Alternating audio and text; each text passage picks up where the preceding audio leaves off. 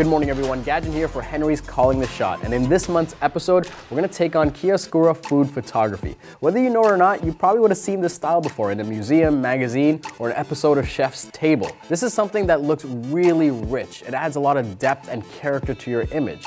Chiaroscuro literally means the contrast between light and darkness. So unlike previous episodes, we're gonna really take that into account. We're gonna work with a single light source, but really look at darkness and negative fill and use that to essentially light our subject. And unlike previous episodes, we're gonna really focus on art direction. Again, we're gonna create something that is supposed to feel really rustic, really Renaissance, almost primordial in a way. And for that, the props that we use is gonna be critical to the image we're trying to capture. Be sure to subscribe to the channel if you want to learn more about this, if you want to see more behind the scenes of how we create these images. You want to subscribe and turn on notifications so you don't miss an episode. So with that out of the way, let's go and shoot.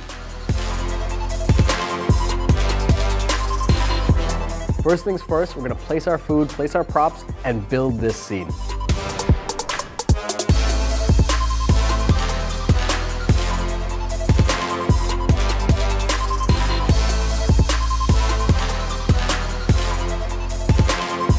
We have this main focal color here, the red. That's really what's gonna stand out. We have the texture in the back, and you see the wood, the stone, the ceramic. It kind of plays off each other. And again, not too saturated. Red, that's what we're going for. You get a little bit of that texture in the lemon as well.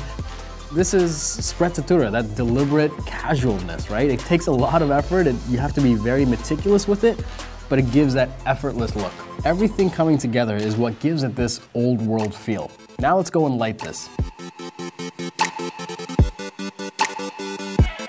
The black backdrop is really what gives this image the feeling that we're in a dark room.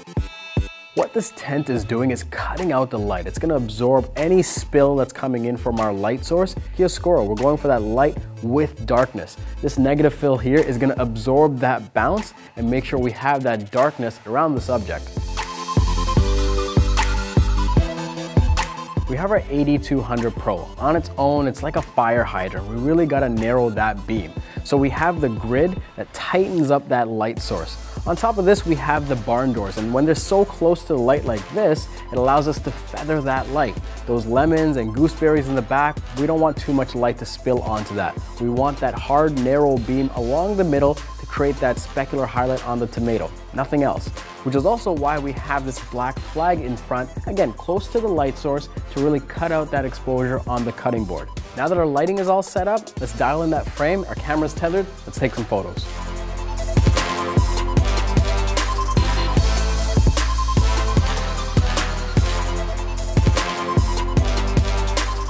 So that's the shot that we're looking for, and you're gonna see an image here with a little bit of touching up, but again, it comes back to this preparation in studio and getting it as close to the final image as possible.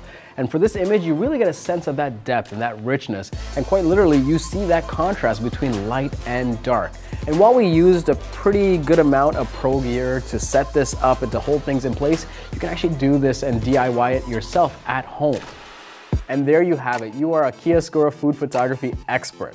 For this episode, we shot with the Panasonic S1R and the 24-105 f4 lens. For our single light source, we have the AD200 Pro with the accessory kit and the X Pro trigger. You can find all of this at henrys.com. The links are in the description. Before you go, let us know what you think and what kind of photography you want to see in our next episode. Also, be sure to subscribe to the channel and turn on notifications so you know when a new video comes out. My name is Gajan. This is Henry's Calling the Shot, and we'll see you next month.